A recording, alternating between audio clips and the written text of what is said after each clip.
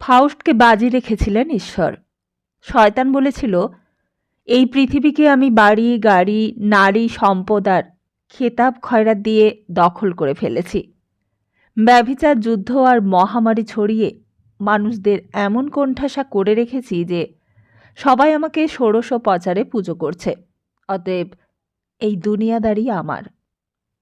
ঈশ্বর বললেন, তুমি যদি ওই পবিত্র প্রাণ ফাউস্টের আত্মাকেও আয়ত্ত করতে পারো, নিভিয়ে দিতে পারো তার বুক থেকে প্রেমের দীপশিখা, তবেই স্বীকার করব এই পৃথিবী তোমার।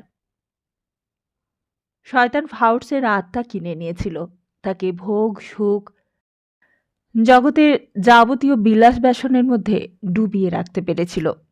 কিন্তু ফাউস্ট তার প্রাণের সেই প্রেমের দীপশিখাটি কিছুতেই নিভতে দেননি। তাই শেষ পর্যন্ত ফাউস্টেরই জয় হল। শয়তান আর পৃথিবীর একচ্ছত্র অধিপতি হতে পারল না। এইভাবেই ফাউস্ট পৃথিবীর প্রেমের দীপশিখাকে এগিয়ে নিয়ে গিয়েছিল সমাজের মধ্যে।